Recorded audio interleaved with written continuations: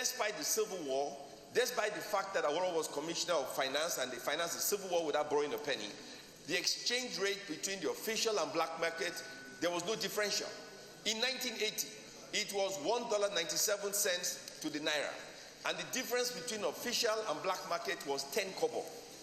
When Shagari was overthrown, December 31st, 1983, the official rate of exchange was 3 naira to the dollar, and the black market was 4 naira to the dollar. So it was a 1 naira differential. 3 years ago, it was a 10 to 15 naira differential between the black market and the official rate. Today, it is 200 naira. And so it is better for businessmen to round trip than to manufacture. A friend of mine called me the other day. He came in from London. He bought an economy ticket to Nigeria. He brought in 3,000 pounds. He went to the bank. No, he went to the black market, sold it in naira, went to the bank, made friends with the bank, and bought school fees for his son at 5. Distinguished colleague, we had a debate on this. Let's not revisit the debate. Put on your microphone. The point I'm making the exchange rate is, the exchange rate we have is simple, is encouraging round tripping. And for the exchange rate to encourage round tripping, we will never close the gap, which is the point. We can never close the gap. That gap can never be closed because you can round trip all day long. The richest people in Nigeria today are treasurers of banks. They are the richest people in Nigeria today because all they do is round trip. Somebody opened an LC for $2 million, waited 3 months for it to mature. $2 million is 600 million. Black market is 1 billion. He found a way to trade the LC, made 200 million for himself, and the other guy made 200 million. And this is the point I'm making. The exchange rate is wrong. 305 is not realistic. And that's the point I'm making. The currency should float. It's been floating since independence. For it not to float means that the naira will never strengthen. For the past 2 years, the naira has consistently been devalued from 225 to 500. If we do not address this issue, then we have a serious, that is all I'm saying, Mr. President. Let us address the issue of foreign exchange. Please let it float. Thank you. Sir Leader.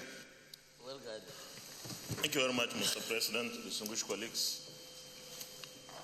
Distinguished colleagues, I'll be very brief. I want to consider the increase in the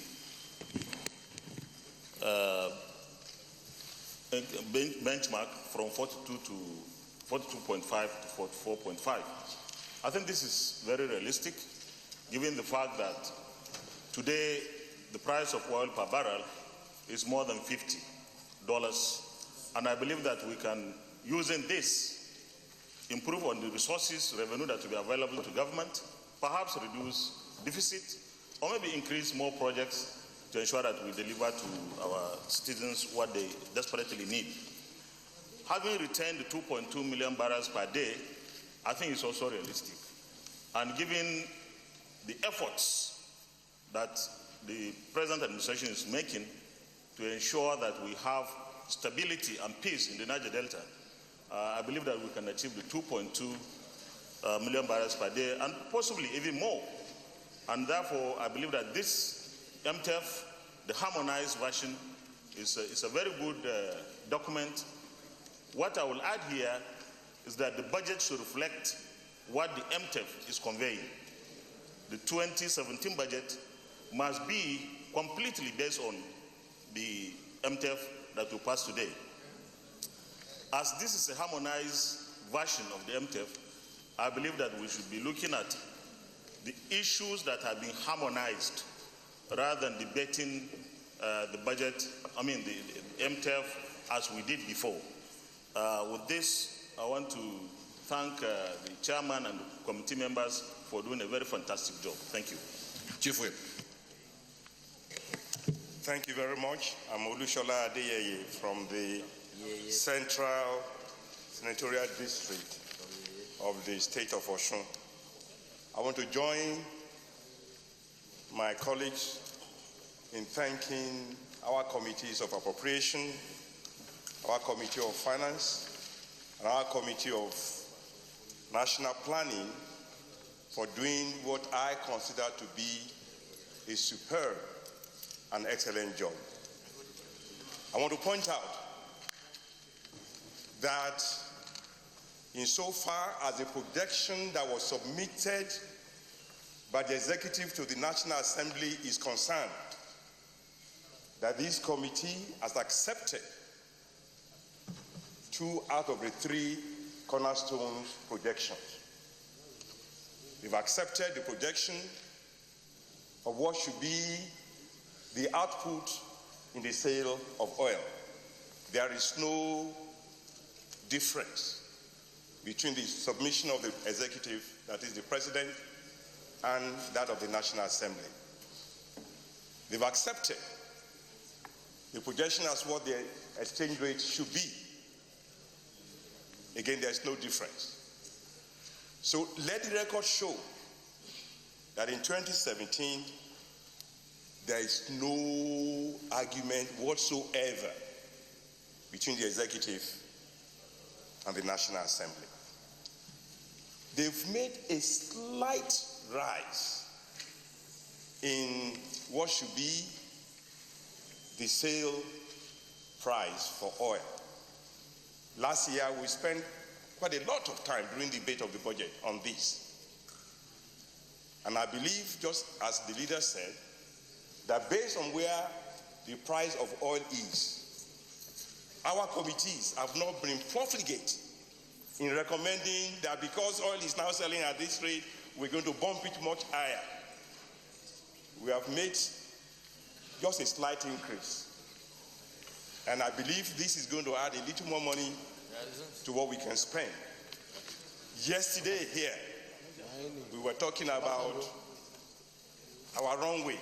I believe as we now begin to do the budget in subsequent weeks, perhaps I will suggest here that a second runway for our nation's capital should be considered as one of the priorities for this year. With that, again, I thank our committees for doing a good job, and I think, unlike previous years, this should not need a lengthy debate. Thank you. Thank you. Senator Basiakban.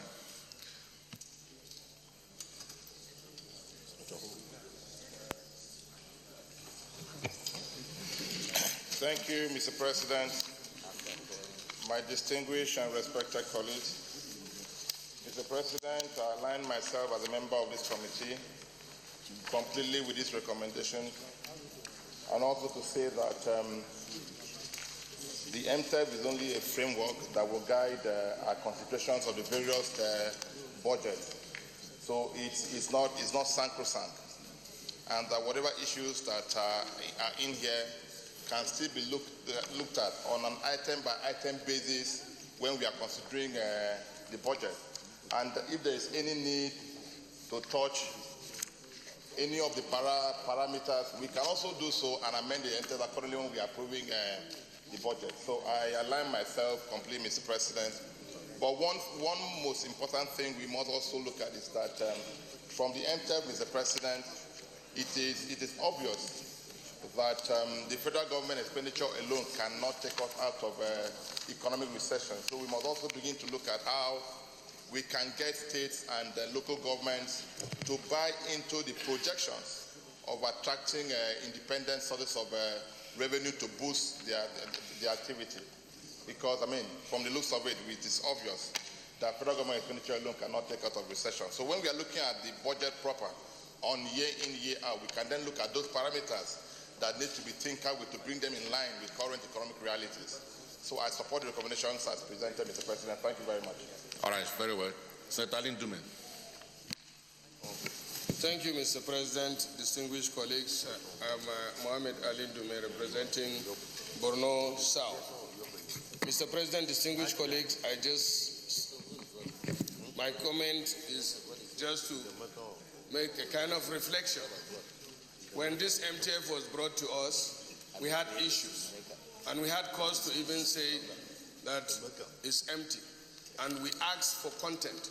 This content was later provided, and I want to really commend the chairman of Finance Committee, distinguished Senator John Eno, that I fondly called Mr. J, for showing to the public that the Nigerian Senate is just not the name Senate. we have content, we have experts, we have people that know things that relate to the finances and what should be done in this country. The new leader has said that all has been done, and therefore we don't need to take so much of the time. But I want to re-echo what he just mentioned, that the differential, which is realistic and objective, of raising the benchmark from 42 to 44, that too should be, it looks small in its unit form. But when you look at the estimated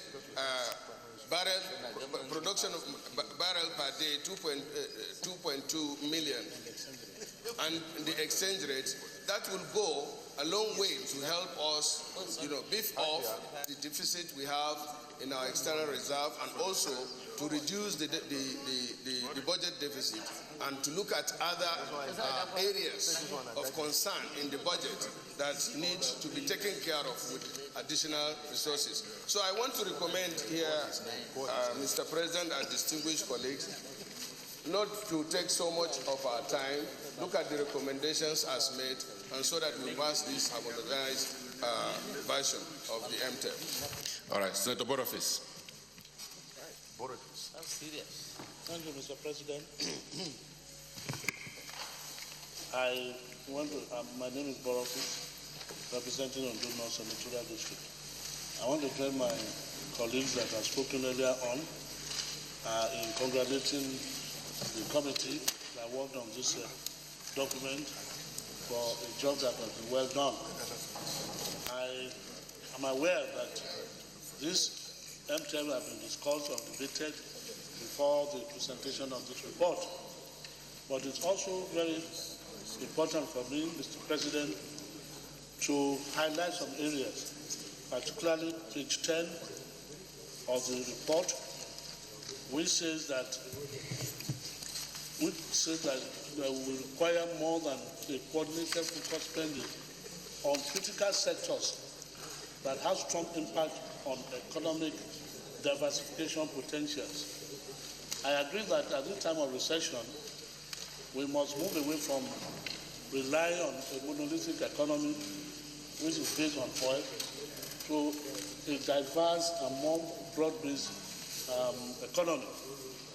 And all over the world, Mr. President, there's a relationship between the commitment of a nation to science, technology, and innovation and industrialization. So every time we are talking about diversification of the economy or growing the economy without integrating science, technology, and innovation into our national strategies will always not work. We have done it over the years. We have had different programs, and the situation has not changed. We may commit so much money to either agri or solid mineral. If we do not have a way of adding value to it scientifically, and I think we're not going to make much progress. So it is my view that the proposal to make provision for targeted spending on critical sectors of the economy should include science and technology, because it's very important, as you can see. The newly emerging economies of the world, Brazil, Singapore, South Korea, Malaysia, they all make sure that they have the commitment to science and technology by integrating science, technology, and innovation into their national strategy. And I think this is what we should recommend to our country. Thank you, Mr. President. Very well. Senator Alasudure.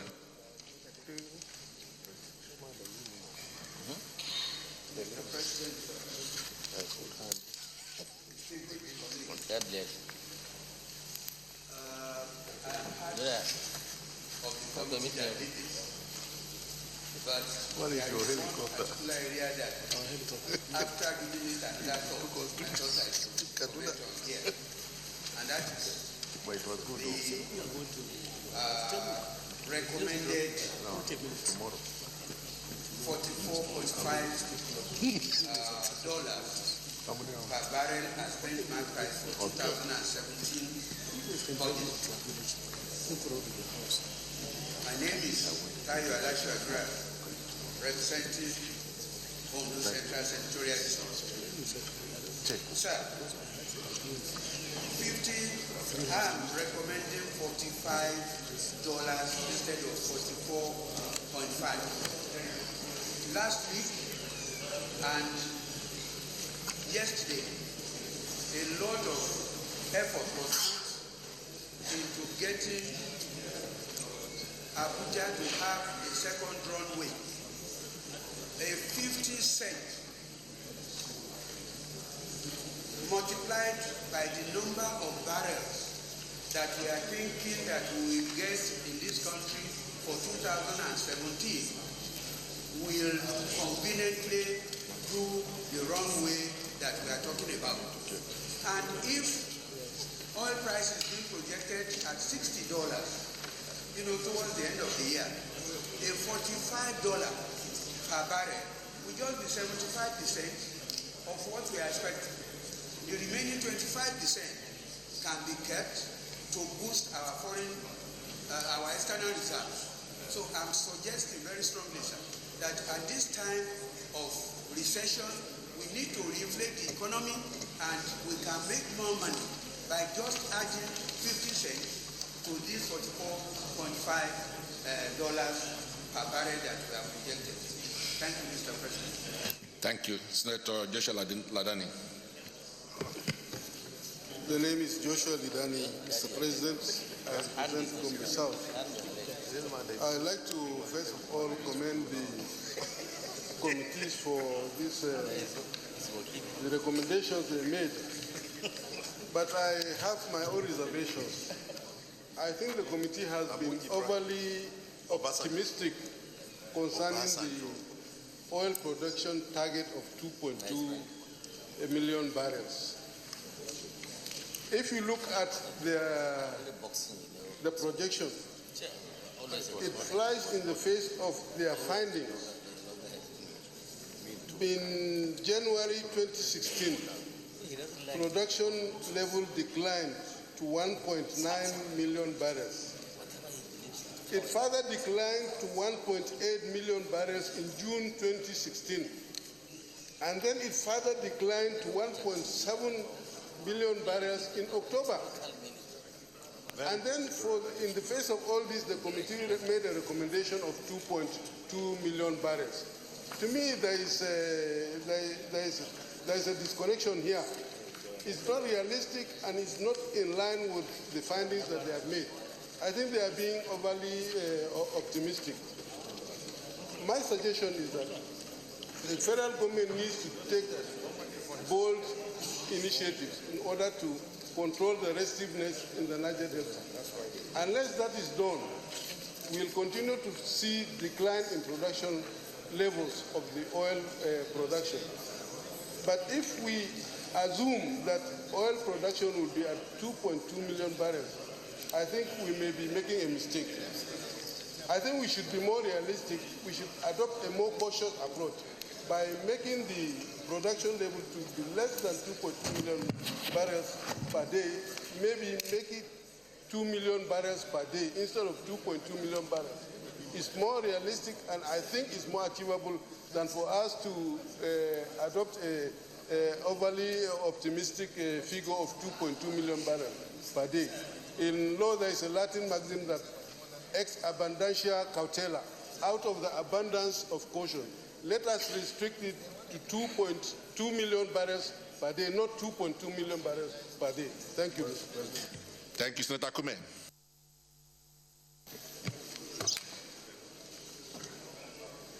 Mr. President, distinguished colleague Senator George Akume, Benue Northwest. Mr. President, I want to commend this joint committee for a job very well done. But I want to also take us back once again to page 10 of the report, which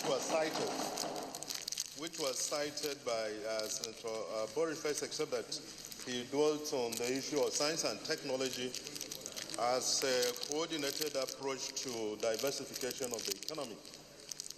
Your Excellency, if you, Mr. President, you look at that sentence again, it says what? This will require more than a coordinated and focused spending on critical sectors that have strong impact on economic diversification potentials and fiscal, monetary, and exchange rate policies. I want to put emphasis on exchange rate policies to deliver the needed economic transformation. How many policies do we have now concerning exchange rates, multiple rates, no coordination whatsoever? Mr. President, what the manufacturers are doing is different, what the road people are doing, everything. There are over 10 different rates. And that, I think, was what Ben Bruce was also trying to put across to us. It's not a new issue, but there is need, as recognized by this report, for some kind of synchronization here, so that we'll have an exchange rate that is acceptable, that is applicable, and that is workable in the overall interest of this economy. Mr. President, we really have to do something about it. Even if they are reduced to 10, if we say $305, naira per dollar, there should be something else too. Just two of them, so that there shouldn't be confusion in this critical area. Number two, actually, Rashidora has made a comment on this. If we are going to produce 2.2, and this is possible, as the report has said, 2.2 million barrels per day, and we understand the Vice President is going to, Senator has already, those people who are sitting here, he's going to their place. I wish they should have accompanied him anyway on that trip. Honestly, this figure is achievable. And given the fact that even production of shale oil in America is going down, in Canada is going down, this is realizable. Having said that, if the oil is being projected to be selling at about $60 per barrel, why do we say we want to use the benchmark of 42? I know the leader said 44 point something, and Rashidora said 45, and honestly I go along with 45. So let us move this to $45 per barrel. That's what I want to say. Thank you very much, Mr. President. All right, thank you, Senator Abdullahi Yaya. Thank you, Mr. President. Distinguished colleagues, I am representing Kebino. I rise, Mr. President, to implore this House to let us finally try as much as possible to rest this notion that we can base public expenditure budgets based on exchange rates that are not official, based on parallel rates. There is nowhere in the world where that particular kind of thing happens. Although it is good in an economy to narrow down the difference between exchange rates, but normally we know that the bulk of government transactions are conducted in the official rate. The other rate, although we would not like that to widen much further, is not the kind of foundation on which we can base public expenditure and foreign transactions. Therefore, the call by my very learned colleague and friend, that we should consider basing any budget on an exchange rate that is not official, is completely at odds with reality anywhere in the world. Of course, we know that the reality of budget making anywhere in the world. Therefore, please let us rest that particular consideration and ensure that we encourage the narrowing down of the rates between the parallel and the official rates, and ensure that we conduct our transaction within the band that is officially recognized by the government. Thank you, Mr. President. Well noted. Thank you so much, Senator Gobil. Thank you very much, Your Excellency. My name is Ibrahim Gobil. The only area where I want to talk is on page 15, where we have this exchange rate of 305. The only way we can be able to narrow that gap is actually to go back to that import substitution mechanism, which we said we are going to do, of about 41 items to be banned. Government or Senate itself will have to liaise with the government to make sure that money is pumped into those areas so that they can generate more in volume and then even export and then get foreign exchange. And by the time we do that, that can reduce the pressure on the naira. Then the other aspect is that of page 18, on page 18, where it talks about the foreign debt and both and the domestic debt. Yes, Nigeria is under-borrowed. If you look at it, 56 as against 19. But the issue is that you cannot borrow to finance consumption. You have to borrow to finance capital projects or infrastructure. And therefore, it is very important that anything that is going to be brought to the Senate, we have to have all the items that are required, what should be done, so that we can see whether it has any consumption pattern or capital pattern. Then in that case, we can be able to approve and make informed decisions. Thank you very much. All right, very well. Thank you. Senator Hassan Mohammed. Thank you, Mr. President. I am Mohammed Hassan. I represent Yobe South. And to say as a member of this committee, I would like to say that I align myself entirely with this report, and to be guided by your opening remarks when you said this report is not to be debated on, we just to make comments. And most of these assumptions can be considered when we come to look at the 2017 budget. And I will just make a note here, and it has to do with the oil production. It's just a note when we come to consider the 2017 budget, to say that the 2.2 million barrels per day is on the optimistic side, which, as I said, we'll look at that when we consider the 2017 budget. If you look at the trend on this oil production from January to October, it has been on the decline. And I want to support the previous speaker, one of the previous speakers, who said we should look at this at 2 million barrels per day.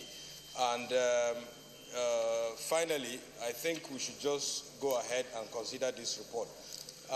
Please, Senator Ashafa, kindly allow the Senate President to... No, we are not debating. I'm addressing the chair. Have you finished? Put by your microphone. All right.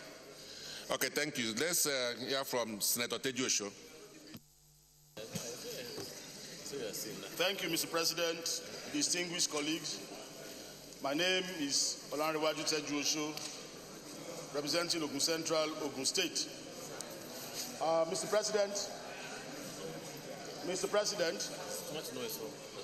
I just want to, Mr. President, there are so many recommendations in this medium-term expenditure. Hold on, Chief Whip.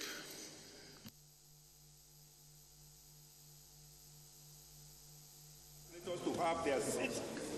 Senators should have their seats during sitting. Senator Gori, please take your seat. Senator Abemagno, please take your seat. Senator Marafa, please come back. Senator Akanji, please face the front. And please, let's have some decorum worthy of your august presence. Thank you. Yes, point of order sustained. Senator Tejuosho can proceed.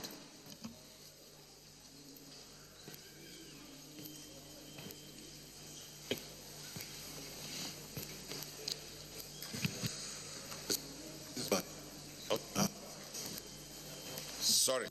It's from there. Okay, now you get this one. You get this one. It's okay. Yes. Thank you, Mr. President. My name is Olanrewaju Tejuosho, representing Ogun Central, Ogun State. Mr. President, every year we have so many recommendations after the MTF report. And I believe we need to protect our own institutions in terms of laws that we have passed before that relates to the budget. In the wisdom of the senators, my distinguished colleagues in the 7th Assembly, they passed a law concerning minimum recommendations of percentage for various aspects of the budget. I will refer to the health in particular, health institution in particular now. In 2014, a law was signed that the minimum of 1% of the consolidated revenue fund should be the minimum that should be in the health budget. Since 2014, this was signed by the former president. Up till today, the budget, year in, year out since then, has never honored this particular law. And I believe it will be an exercise in futility if we keep on churning out all these laws and it is not obeyed. We are giving recommendations yet again for MTF this year, like we gave last year. I believe we should keep on encouraging the executive by inserting that particular information, that the laws that in the wisdom of the Senate, they have made it a law that this is the minimum expected for that particular service to be offered to Nigerians. I believe the institution's law must be obeyed and must be respected. So I want to recommend that in recommending all these proposals for the MTF, we should also recommend that all the laws before now for all the various ministries by the Senate or by the National Assembly must be obeyed. And it is in the wisdom of the legislators that that is the minimum expected for us to have a functional health system. Thank you, Mr. President. Very well, thank you. Senator Nala, Deputy Leader. Thank you very much, Mr. President and my distinguished colleagues. I have carefully looked through the report, and I think I'm comforted by the fact that it has provided some flexibility to enable whatever the National Assembly is going to pass as a budget to comfortably sit on the flexibility provided by this report. The only area where I find it even more important to really emphasize is the report of the committee that says the independent, non-oil revenue and what they refer to as independent revenue of the government that is intended to be achieved by strengthening or setting up the efficiency unit and then strengthening the implementation of the Treasury single account by moving all government accounts into commercial banks to Central Bank of Nigeria, and then enrollment of more agencies like the police, paramilitary, and military in the integrated personal payroll information system. I think this will do a long way. This will help a long way, in providing the necessary flexibility for the 2017 budget to rest comfortably. But I will have loved a situation where we recommend, for example, we cannot run a country where certain laws, like my brother and friend, Senator Olanwaju has said, that are not being obeyed. There is no reason whatsoever while we, at this critical stage of our history, we will allow vehicles to fly our road that is being maintained by federal budget without properly being documented. And the documentation of these vehicles will generate revenue, and it will have conformed with the approach in a recession whereby broad-based taxation is imposed for the purpose of generating revenue with less issue. Then the committee equally beautifully recommended another step by saying that the Parliament must equally kowtow into this by repealing existing acts of some agencies that allows them to spend part of their revenue. And I think that this is the best time that we take such a because that is an area where wastages equally occur and linkages can now conveniently be blocked. On the whole, I can say that it's a very beautiful job done by the committee, and in conclusion, I will say that it will comfort the present Minister of Finance to take the part of the former Minister, Kalu Indika Kalu, when he was asked about a budget and says it will have a self-adjusting mechanism. And I think that is what the report has succeeded in doing for the intended budget of the 2017 to be passed by the National Assembly. Thank you very much. Thank you, Senator Nala. Senator James Manager. Thank you, Mr. President, my respected colleagues. James Manager, CON, Delta South. Mr. President, I've taken a very careful look at these documents. I've gone through it. 2 times. And at the risk of repeating what others have said, I want to sincerely thank the chairman and members of this very important joint committee to consider the MTEC, and the report is very fantastic. Having said that, Mr. President, my respected colleagues, curiously, at the back of this document, a beautiful document like this, unfortunately, about 12 out of the 31 members didn't sign it, including the chairman of the Senate Committee on Appropriation, who is seated here. His signature is not on the document. And this is not good enough, because this is a document of the Senate of the Federal Republic of Nigeria. And a key member of this committee and chairman of all chairmen, his signature is not there. That is the truth. It's here. The one that is with me. Yes, I think that's the problem. The one with you. The one with him, he signed it. Okay.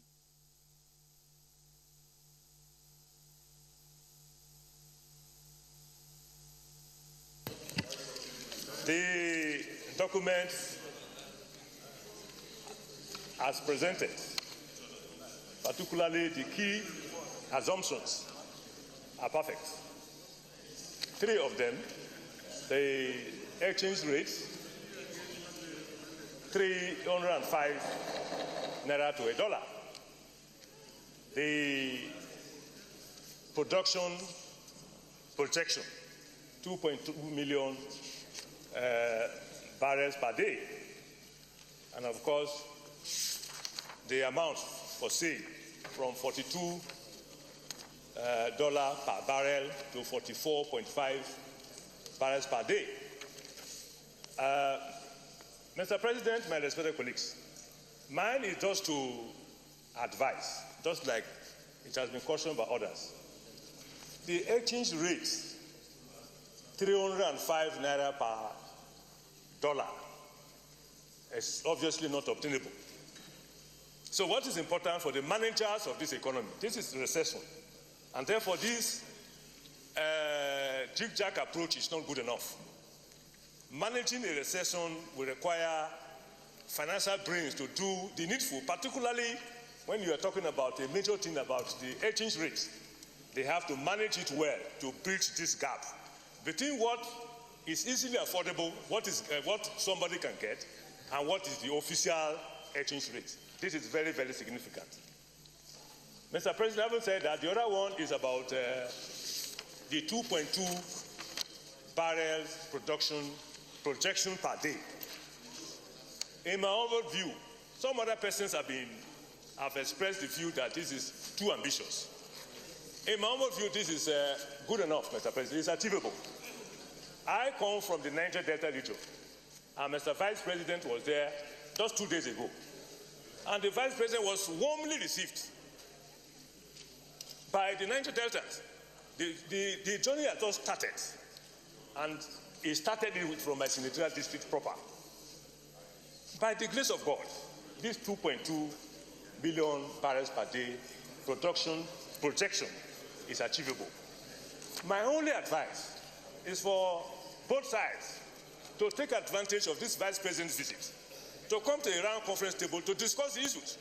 Because the way they are now, the federal government is suffering it, the state governments are suffering it, the human beings in the Niger Delta region are also suffering it.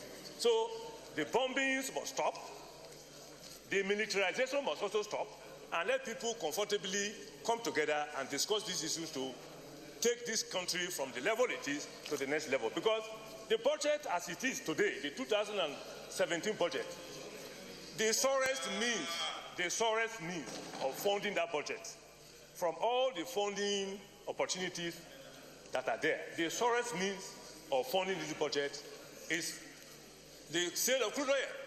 And therefore, we must take advantage of the peace that is prevailing there to bring everybody on board so that we can achieve this 2.2, but in fact, to even improve on the 2.2 barrels per day. That is just my caution. Thank you. All right, because we're agenda sensitive, we take Senator Binta. After Binta, we'll take Utazi, Dino, and then Goje will round up and we'll go straight to the prayers. So some of you raised their hands quite late. President, distinguished colleagues, I still remain Binta Masi Garba, representing Adama North Senatorial Zone. I want to congratulate the two committees, all three committees that have worked on this medium-term expenditure framework and fiscal strategic paper for a job well done in analyzing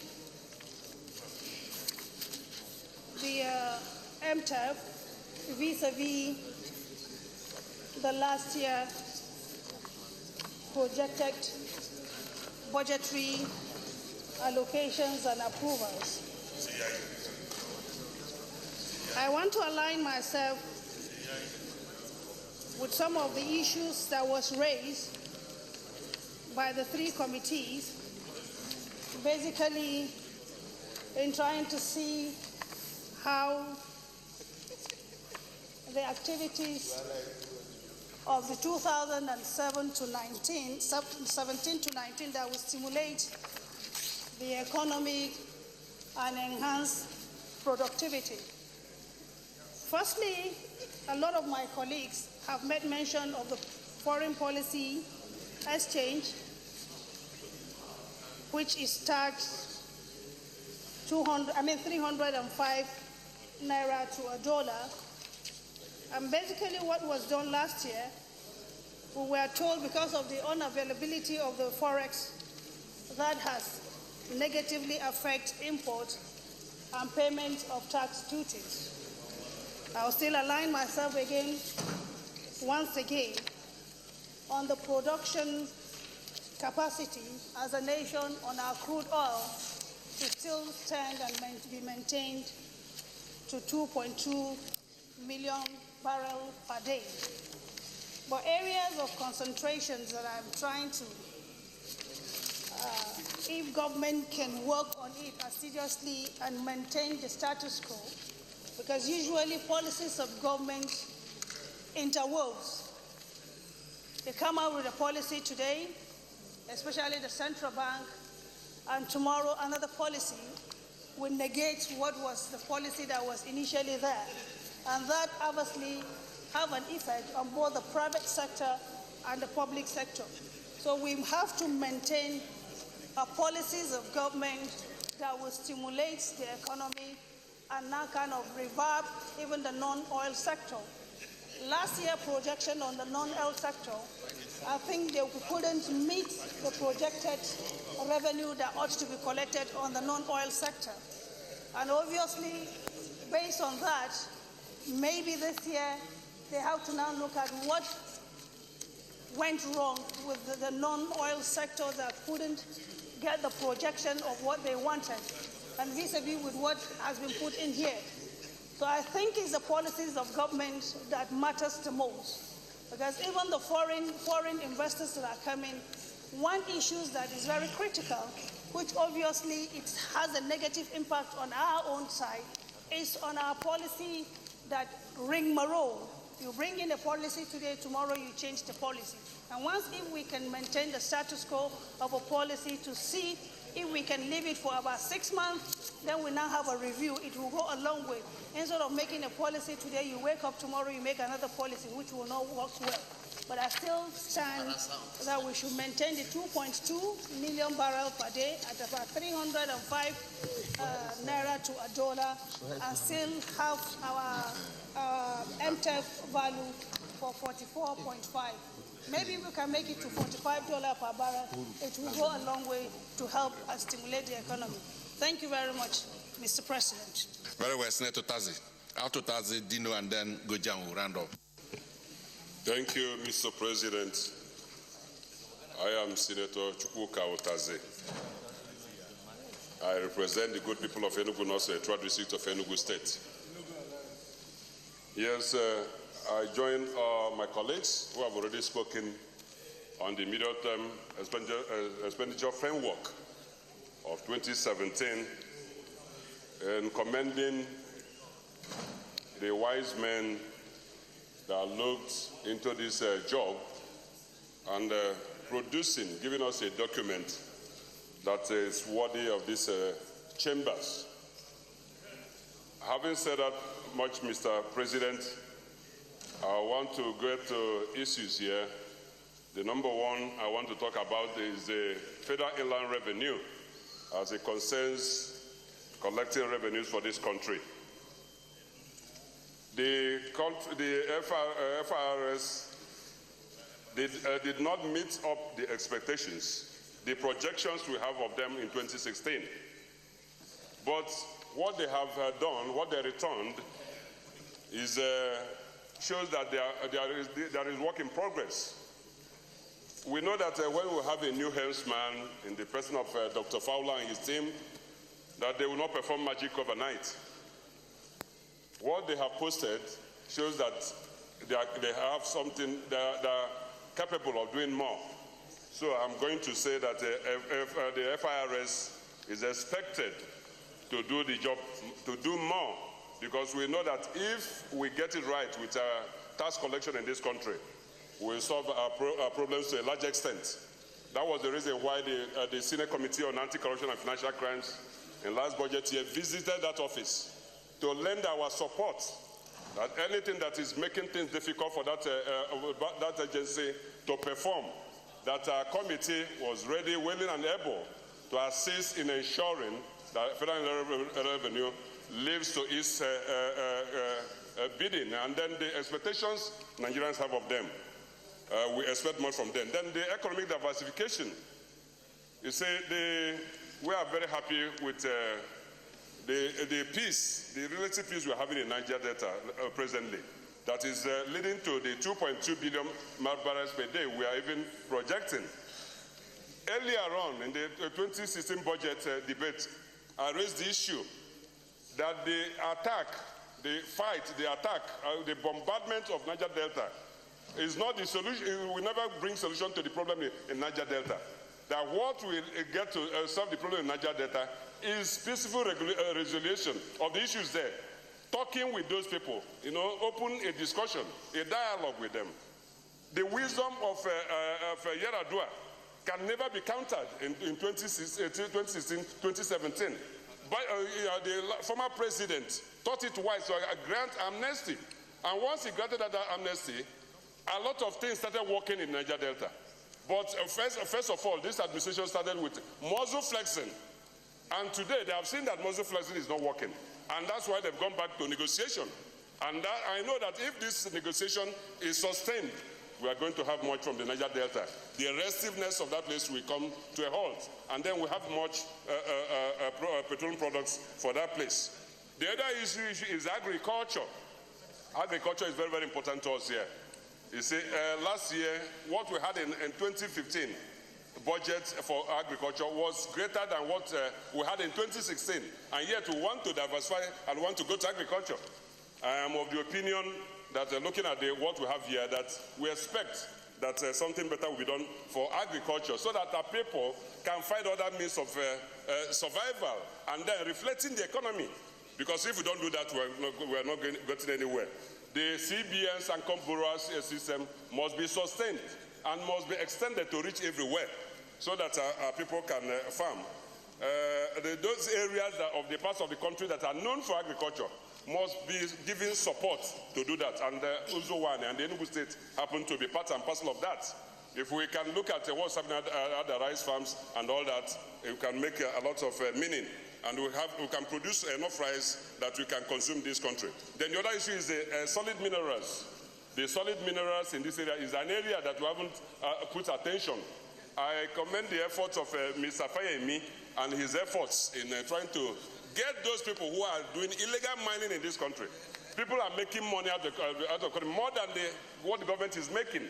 All we need to do is to strengthen the security agencies in that area and ensure that things are done properly there so that we will not, what we are losing illegal miners or losing to illegal miners will come to the economy, to the coffers of this the country.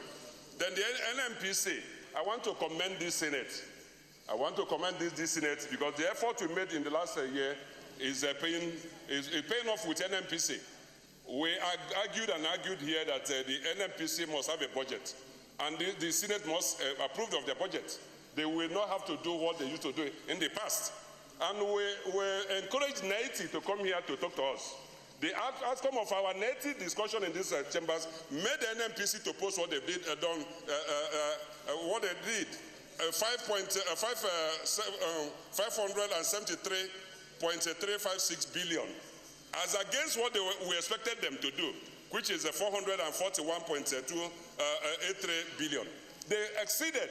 It's the effort we made in this Senate, the way we handled their activities in NPC, that made them to overshoot, even do more than what we expected. And I expect that in this budget year, that the Senate will continue in the oversight and ensuring that all the agencies under us, that are especially the gateway. Can you put back your microphone? Are taken seriously so that we can get things done for this country. The DPR didn't do well, looking at the report which we posted here, compared with NMPC. And we know that the Department of Petroleum Resources is the main thing, because there are the people who are watching, the people who are Can you put back your microphone? Thank you so much, sir. I'm rounding up, sir. I'm understanding the language, yes, sir, now. I'm understanding the language, sir. So the DPR didn't do much. We expect DPR to do much and up their activities, just like NMPC.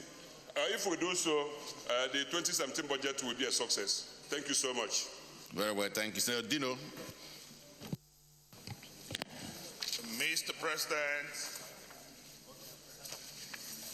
my very respected colleagues, Dino Melaye, Kogi West Senatorial District. I want to start by appreciating the intellectual sagacity of the Joint Chairman and members of the committee that put up together this very Christian and Islamic document.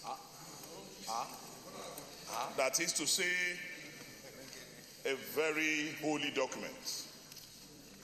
Mr. President, my colleagues, how well the annual budget of a nation is being implemented will depend on the quality of revenue forecast and the efficiency and effectiveness with which revenue is collected. What I'm saying in essence is that our revenue profile will determine how well the budget of 2017 is being implemented. If we do not have a fantastic revenue profile, if we do not have or pursue with effective and efficient strategy the collection of our revenue, automatically this will have a negative concomitant effect on the implementation of the budget. So what I'm saying in essence is that in implementing this MTF document, the federal government must redouble our efforts in having an effective manner for the collection of revenue and policing it. Secondly, Mr. President, the diversification of the non-oil revenue must be seriously strengthened. We cannot be talking about diversification of our revenue, especially showing verbal and written interest in diversifying of the non-oil revenue when we are not deliberately, through budgetary provisions, investing in non-oil revenue. And it is safer for us at this time to spend more on diversification of the non-oil revenue because they are more predictable and they are less volatile than crude oil or petroleum products. Mr. President, there is also the need to rebuild the micro-fiscal and economic fundamentals of the economy, and ingrain inclusive growth should be our government's priority at this time. Mr. President, cost containment measures must be seriously strengthened. We must build an effective cost containment measure. Most of the corruption, 90% of corruption in this country boils down on procurement. Inflation of contracts, raising of figures, and all that is through procurement. So the Bureau for Public Procurement must become born again. If our procurement process becomes clean and holy, we will save a lot in the area of wastages and corruption. So our cost containment measure in the implementation of this MTEF must be strengthened. The Bureau for Public Enterprise must make sure that a project that is supposed to cost 8 billion will not be approved even at the Federal Executive Council level for 64 billion. If our cost containment measure is adequately controlled and through proper oversight function by this hallowed chamber, then we will be making progress. Finally, Mr. President, the continuous audit of the MDAs will be very, very instrumental to the success of the implementation of this MDA. Mr. President, we may have a beautiful document, we may have a beautiful MTEF, we may even have a beautiful budget, but if we have bad managers of the economy, we will land in where we have been landing all these years. I still ask that for us to have effective budget implementation, revive our economy and bring us out of recession, Mr. President must rejig his economic managers, square peg in square holes. We must stop giving carpentry job to tailors if we really want a proper implementation and success of the 2017 budget. Wonderful document, and I appreciate the committee. Very well, thank you. Well, the chairman of the Committee on Appropriations, Senator Goja, is here. He's also a co-author of the document. We've listened to the comments of our colleagues, and I'm sure you also heard their concerns in respect of some of the issues raised in the report. Now you're going to have a final word to let us respond to some of them, and then we'll go straight to the prayers, to the recommendations rather. Thank you, Mr. President. I am Mohammed Njuma Goje, representing Gombe Central and Gombe State. I've listened carefully to the submissions of my colleagues, and I'm very happy to say that generally there is no serious opposition to what is contained in this report. Most of our colleagues have concurred with our recommendations, and I'm very happy. But before I proceed, I want to respond to a statement made by one of my colleagues that he has not seen my signature in the report. I want to tell him and my colleagues that I fully understand the importance of this document. Because without MTEF, there cannot be a good budget. And therefore, from the day it was submitted, passed to our committee, our three committees, I participated and led effectively in all deliberations, including public hearings that we had, interactions with the MDS, particularly the revenue generating MDS, the FAS, NMPC, the Budget and Planning Office, and all relevant stakeholders. And I want to say also that the final decisions were made when I was there. but I had to be away because I was blamed last week. And for me, just because I wasn't around, to stop the submission of this report would have been unpatriotic, knowing fully well that we have to pass this budget in time, with this document in time, before we start deliberating on the main budget, which is slated to start next week. And therefore, my friend, even though my signature is not here, I participate 100%, and I concur 100% with this document, and I know what is contained in it. I never underestimate the importance of this document, but you cannot stop bereavement. You can't stop death. When death happens to one of the members of your family, you have to be there. I couldn't have been in two places at the same time. Now, coming back to this document, from the submissions, the only small contained issue is this issue of benchmark. But the overwhelming majority of the contributions support $44.5 dollars to a barrel, which is okay. Only one or two people have divergent views, so people have concurred with that. The other two are not contentious.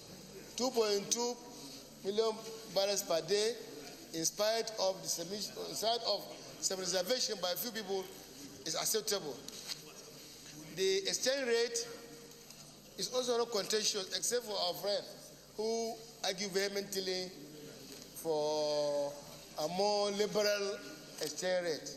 But in our recommendation, we said even though we have accepted 305 naira to a dollar, we emphasize the need for the CBN to come up with other important measures that will bridge the gap between the official rate and the parallel market. Because if you don't take some appropriate policies, you don't come up with policies that will bridge this gap, even if we raise this exchange rate to 500, the parallel market will tomorrow be 700 or 800. So it is the CBN that is supposed to do something that will bridge this gap, and it is also contained in this recommendation. So I think, Mr. President, without wasting your time, I am very happy, on behalf of all the members of this committee, we are very happy that our report is acceptable, and I think we should go to the prayers so that we can make progress. Thank you very much. All right, thank you so much. Well, on behalf of our distinguished colleagues, let me quickly commend the committees that considered this document, our Committee on Finance and Committee on Appropriation, for a very nice work. And we've looked at the recommendations, and we've also commented regarding those recommendations. Today, we are taking a very important step towards the passage of the 2017 budget. Hopefully, if we pass this MTEF and the fiscal strategy paper, the FSP, we'll be in the position to commence the consideration of the 2017 budget by next week.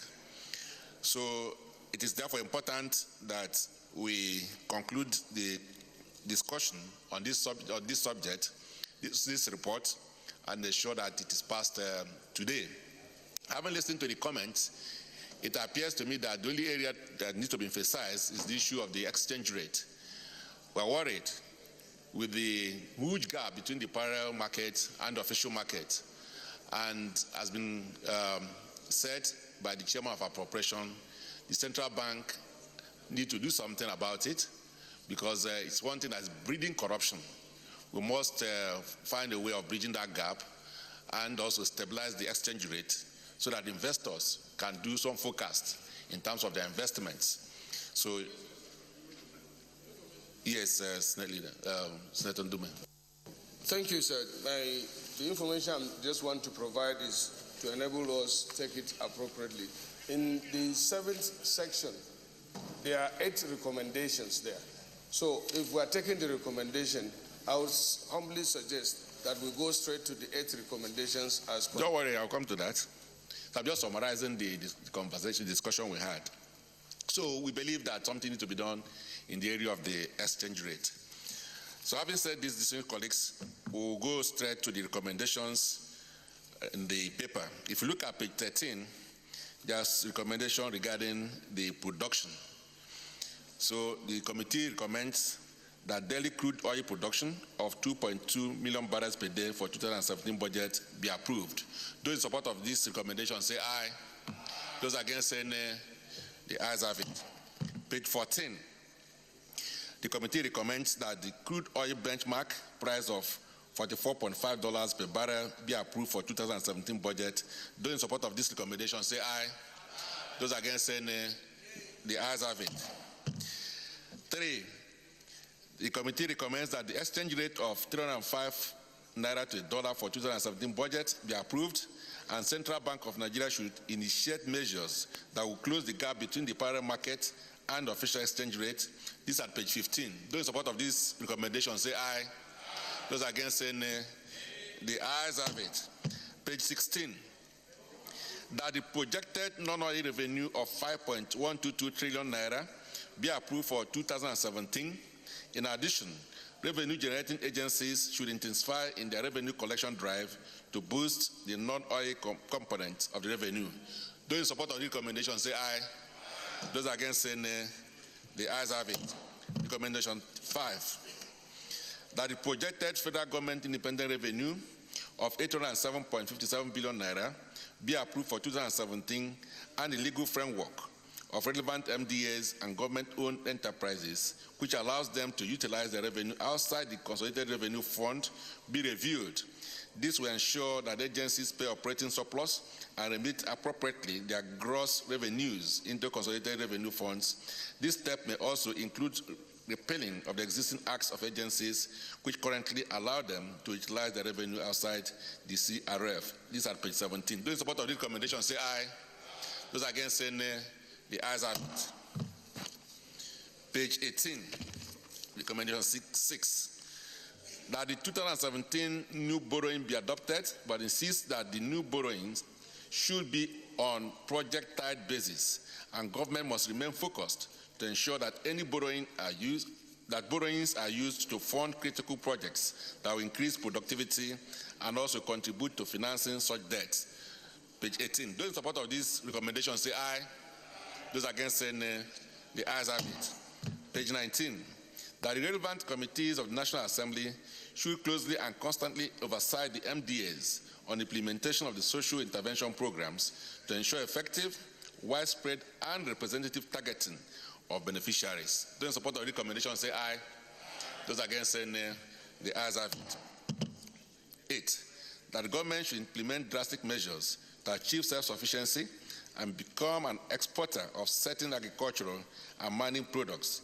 In addition, increase local production of maize, soya, poultry, livestock, etc., so as to achieve self-sufficiency as well as attracting investment into the solid minerals, tourism, and entertainment sectors. These are page 20. Those in support of this recommendation say aye. Those against say nay. The ayes have it. Once more, I'd like to thank the committee and use the opportunity also to express our gratitude to the Honourable Minister for Budget and Planning for providing us all the information and documents required to consider this report. We believe that such collaboration will help us in expeditiously considering the 2017 budget. Thank you so much. Senate Leader. Mr. President, distinguished colleagues, the second order of the day is the presentation and consideration of the Conference Committee report on the National Assembly Budget and Research Office Establishment, ETC Bill 2017. Distinguished senators will recall that the Senate and the House passed different versions of the Defense-Based Agency Establishment, ETC Bill 2017. The Conference Committee of both houses have met and harmonized the differences in accordance with the Senate Standing Order 87. Mr. President, you may wish to invite distinguished Senator Emmanuel Polka to move the motion for the Senate to receive and consider the conference report. So move.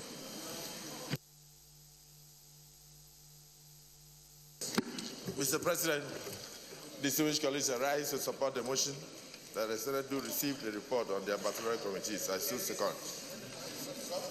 Dear colleagues, those in support that the Senate do consider this report now say aye. Those against say nay. The ayes have it. Mr. Walker.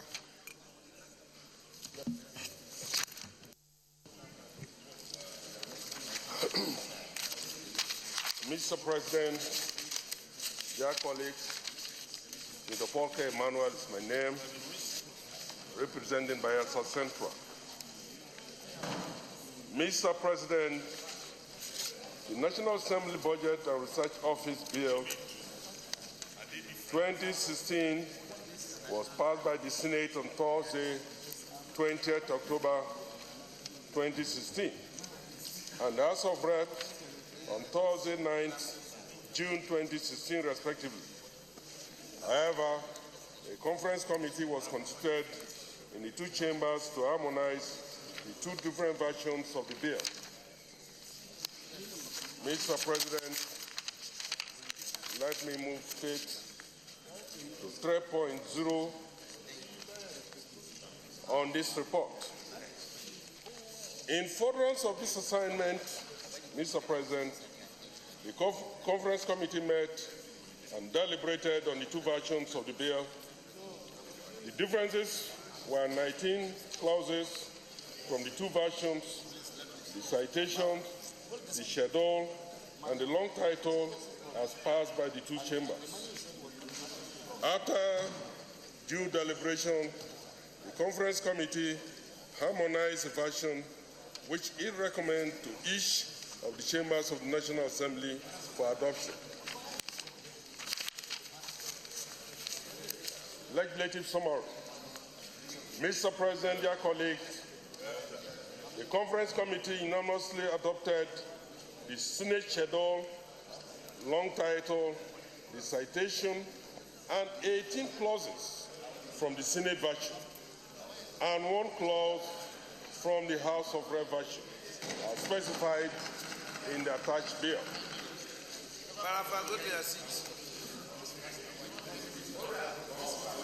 Recommendation. Point of order, Yahya. The distinguished President, I think there is a procedural error in this process. I think what the distinguished Senator Polka should have done is to move the motion for him to get permission of the Senate to present the report. After the motion has been duly allowed, then he can go with your permission to present that report. But instead of moving the motion, he has gone ahead. Sorry, don't worry. The Senate leader moved the motion on his behalf. The Senate leader is the leader of the business, so he did it on his behalf. Yes. Go ahead, Senator Walker.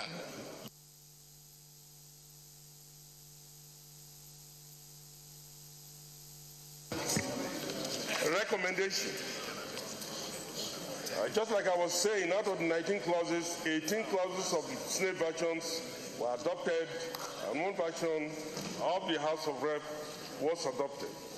Recommendation. The Conference Committee hereby recommends as follows: that the Senate do consider and approve the Conference Committee report on a bill for an act to establish the National Assembly Budget and Research Office, which shall provide the National Assembly with objective, timely, and non-partisan analysis needed for economic and budget decision and other related matters 2016 as recommended. I so move, Mr. President. All right, thank you so much. This is a conference report. It's not really open to debate. So I'll straight away go to the prayers and now put the question. Those in favor that the Senate do approve the Conference Committee report on the National Assembly Budget and Research Office Establishment, etc. Bill 2017, say aye. Those against say nay. The ayes have it.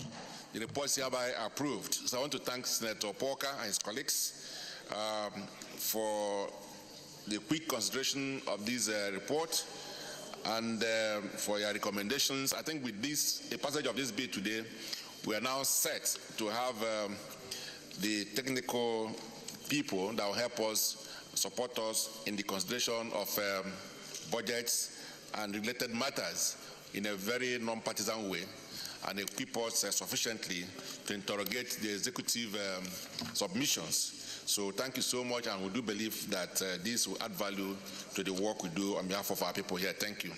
State Leader.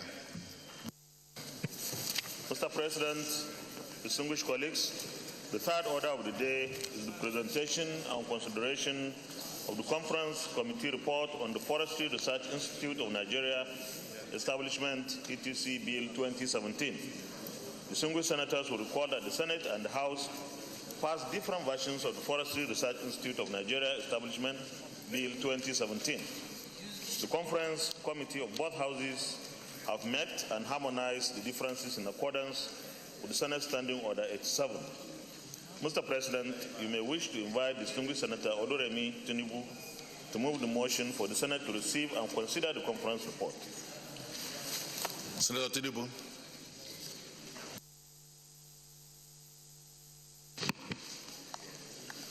Thank you, Mr. President. My name is Oluremi Tinubu, representing Lagos Central. I rise to move that the motion that the Senate do consider the Conference Committee report on the Forestry Research Institute of Nigeria, etc., Bill 2017 SB 14. Sir Yaya, you can now second this. Thank you, Mr. President. I rise to second the motion by my friend and colleague, Senator Tinubu, for the Senate to consider the report of the Conference Committee on the Bill for an Act to establish the Forestry Research Institute of Nigeria, Bill 2016, and other related matters connected therewith. I so second, Mr. President. Very well, thank you. Don't support that. Senate do now consider this conference report. Say aye. Those against say nay. The ayes have it. Senator Tinubu, you've got the floor.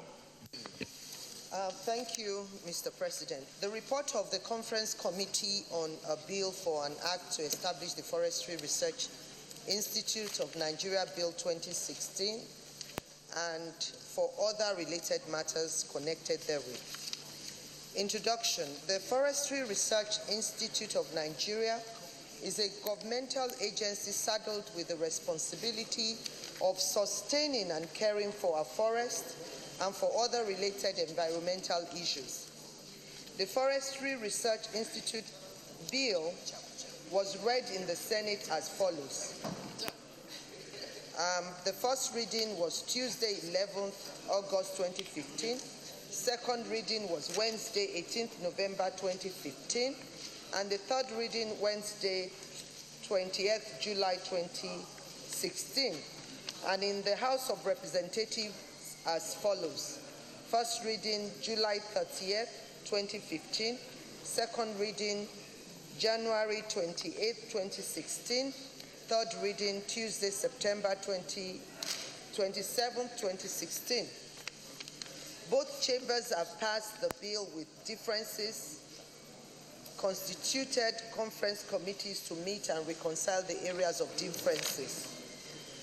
The membership is listed in your copies, and I'll go to conference committee action.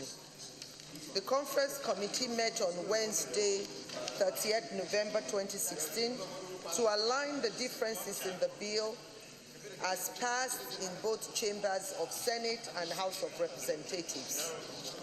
The recommendation. The conference committee adopted clauses as follows. Clauses in the Senate version, clauses 4 and 7, tenure of office of members, tenure of office of Director General respectively, and the third is the explanatory memorandum. Clauses in the House of Representatives version were 1, Clause 1.1, establishment, etc. of the Forestry Research Institute of Nigeria. Clause 1.2, mandates of the Institute. Clause 1.3a to n, specific mandates. Clause 3.1, governing board of the Institute. 2 to A to G. Clause 3, 2A to G, membership of the board. Clause 8, staff of the Institute. Clause 9, remuneration. Clause 13, provision of library. Clause 14, 1 to 3, repeal savings and transitional provision. Clause 18, seal of the Institute. Conclusion. The conference committee wished to thank the leadership of both Senate and House of Representatives for the opportunity given to serve in this capacity. Thank you.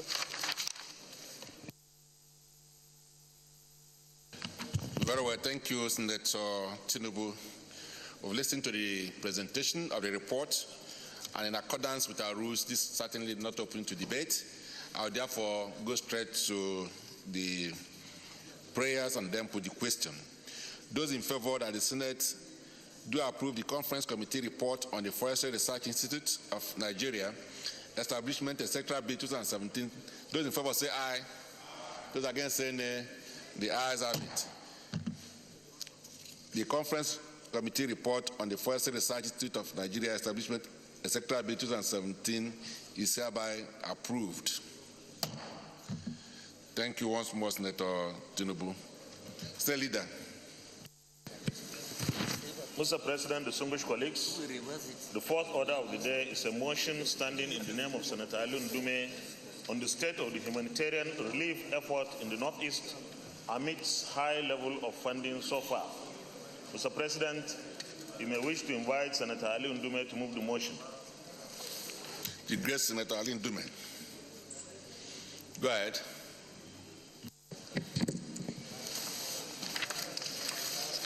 Thank you, Mr. President, and my distinguished colleagues. Again, I'm Mohamed Alun Dume, representing Borno South. Mr. President, distinguished colleagues, this motion is as a result of the point of order I raised on Thursday last week on the state of the humanitarian relief effort in the Northeast amidst high level of funding so far.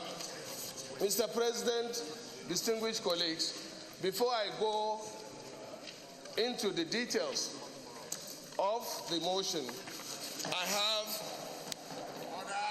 Can you settle down, please? I have extracts of data on the humanitarian crisis provided by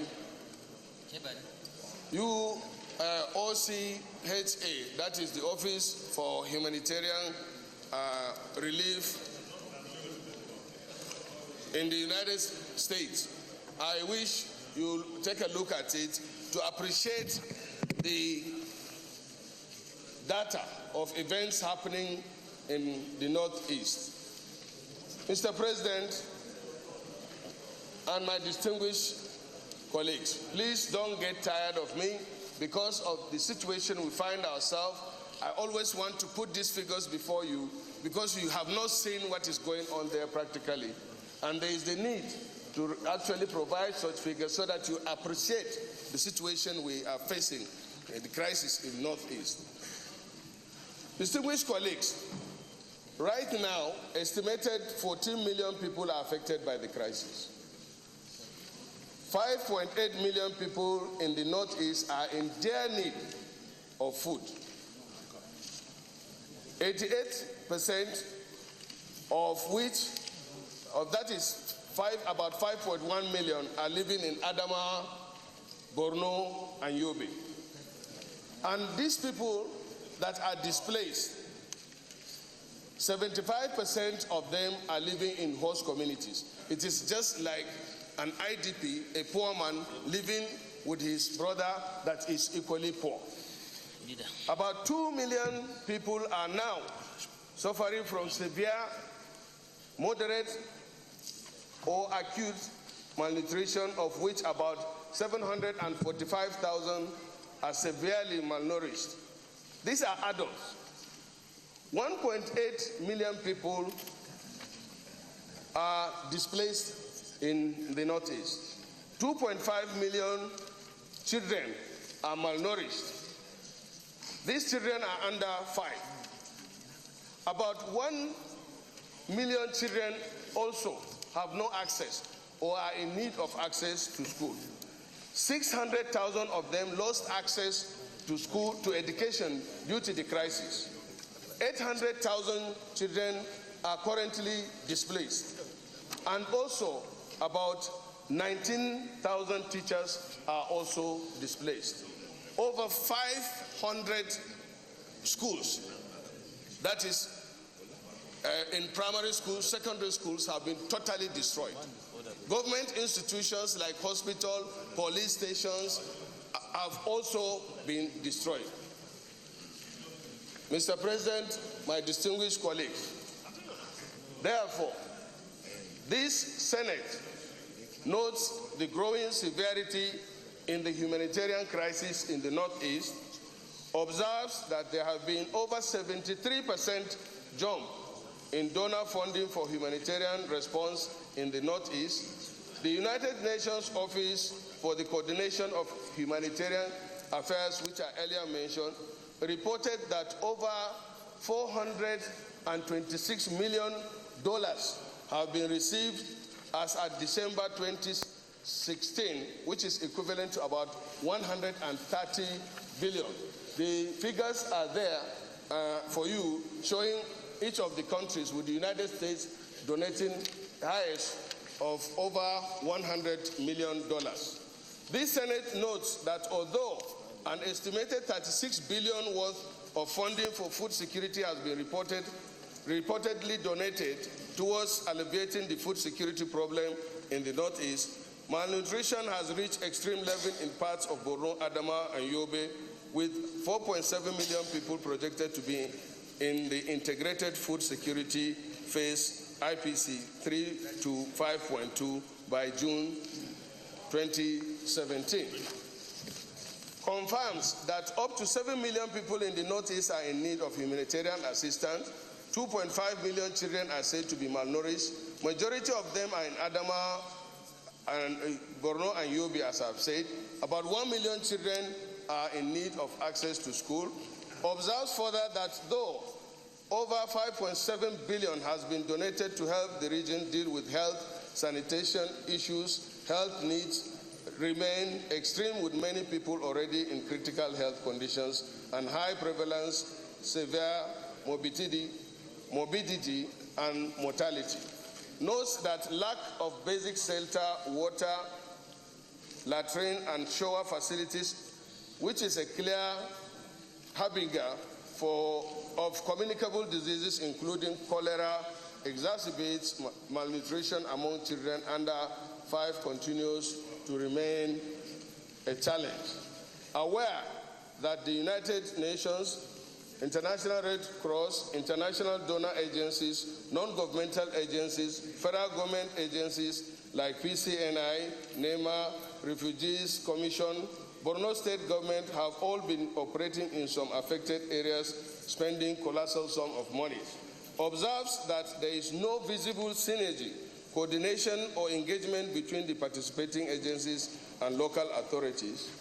The Senate acknowledges that there is a gap between what is reported to be the level of funding response and reality on ground, which continue to remain there and grave due to lack of oversight, accountability, transparency, synergy, and coordination between operating agencies. Concerned that the way things are going, even if ₦1 trillion is thrown into the mix without synergy, oversight, engagement, transparency, and better coordination, nothing will improve in the condition of the locals whose benefit the donations have been made in the first place.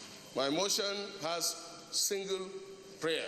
Maybe my colleagues will add, will have additional prayers, but for me, it is important, and the prayers, though, is to mandate the Senate Committee on Special Duties to initiate the process of synergizing between the United Nations, donor agencies, NGOs, federal, state, and local governments to ensure coordination of the humanitarian response in the Northeast and report back to the Senate in 2 weeks.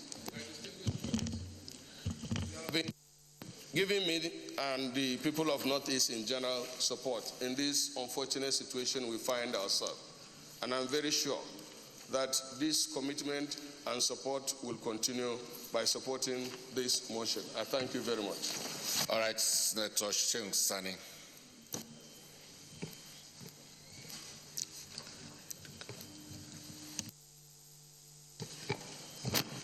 Mr. President, I stand as Sheikh Sani to support this very important motion that has to do with the severity of the humanitarian crisis in the northeastern part of Nigeria.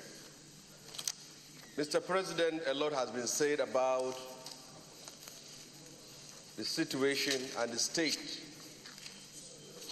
of the IDPs and other persons who fall victims of this insurgency in the northeastern part of Nigeria. What is very evident to each and every one of us is the very fact that the volume of money pumped in the name of humanitarian crisis has not translated to addressing the basic challenges and problems faced by those persons who are suffering from this crisis. Each and every day we hear of billions of naira and hundreds of millions of dollars from local sources and international donor agencies, channels towards addressing the problem of the humanitarian crisis in the Northeast.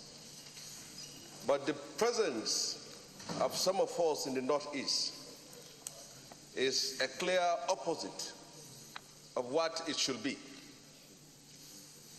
In our last visit to the northeastern part of Nigeria, there is a complete difference from the reports we have been getting from bureaucrats and institutions of government about what they have been doing and the situation of things there. And I think if we have to be fair to ourselves and be human in our action, there is a very important need for us to move away from rhetorics, pledges, sympathy, pity, towards addressing this very important problem. I have seen figures ranging into billions of naira.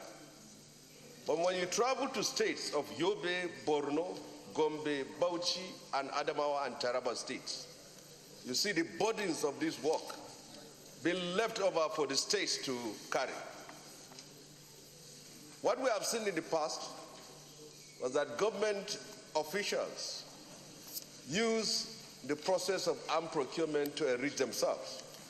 And what we are seeing in the present is the very fact that a humanitarian crisis has turned into a humanitarian industry, where individuals have cashed in on the plight and the problems being faced by millions of people to enrich themselves. It is not only from the state actors, but also from non-state actors. Out of the hundreds of non-governmental organizations that are operating in the northeastern part of Nigeria, a very few, less than 5%, are proactively, sincerely, and honestly present and working for the good of those persons here. And I've said it that in our last report. Contracts being awarded in hundreds of millions of naira to cronies, to friends, to family members, in the name of humanitarian crisis and also the IDPs, but it doesn't translate on the ground. They will say there are thousands of children of IDPs in schools. When we go there, we find less than 1% of the children that are in school. They will say they have constructed and procured porta cabins in thousands. When we go there, we see IDPs living in huts. They will say they have allocated billions of naira to feeding IDPs. The story is different when you go there. So I will say the problem is not about money. It is about lack of sincerity on the side of those who are actively involved in addressing this very problem. And what we should understand very clearly is that if we don't rise up to this, certainly we are creating more problems for ourselves. The Senate in the last session has done its own best by setting up a committee, and we came out with an interim report. And let no one have it in doubt that we are certainly coming with the final report. And those who felt that they are above the law and could be protected or shielded by virtue of their position in power. Yes, you're welcome back. By no means the 2017-2019 medium-term expenditure framework, MTF, and the fiscal strategy paper dominated the plenary today. A lot of things have been said. We will be joined in by one of the distinguished senators. This way, sir. Senator Magdalagwe, you are most welcome. Thank you very much. Yes. What's your take? A lot of things have been said about MTF and...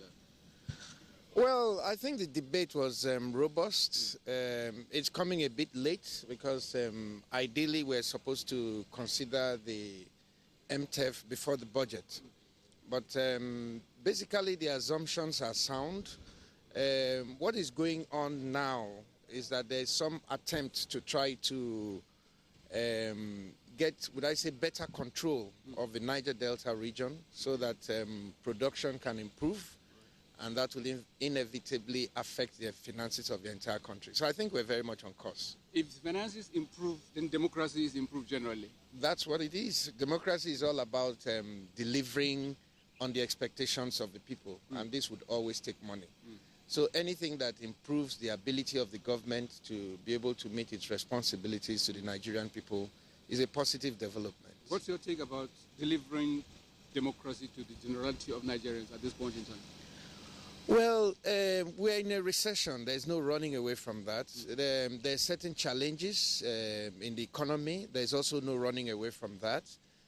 But basically, the opportunities are expanding every day for the Nigerian people. You have cases of people who have invested in agriculture, and they have very, very positive reports of what they're able to get because of the environment that the government has created to enable those who invest in critical sectors of the economy to be able to reap from their labor and their sweat. So that is always a good thing because it will encourage more people to work harder in order to get those benefits. There is a general lack of confidence in the Naira, which is affecting the manufacturing sector specifically, and also affecting the economy because of the spiraling effect as it affects inflation and other things.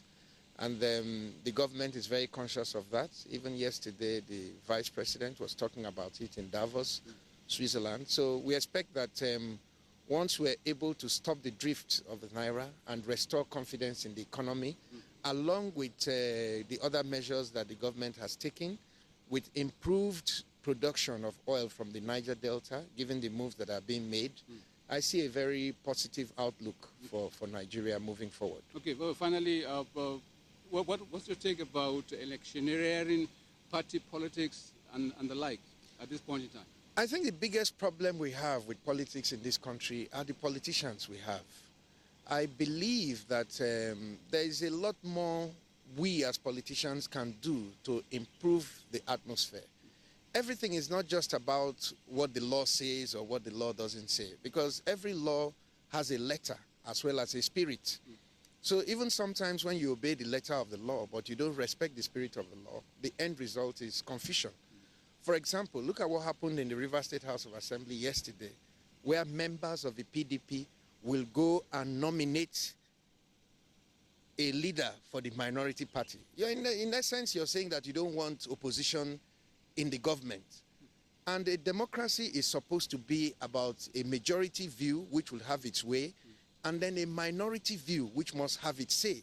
So where we as politicians stifle the minority, we don't allow them to have their say, we don't even create an atmosphere where they can contribute meaningfully to the government, we are destroying democracy.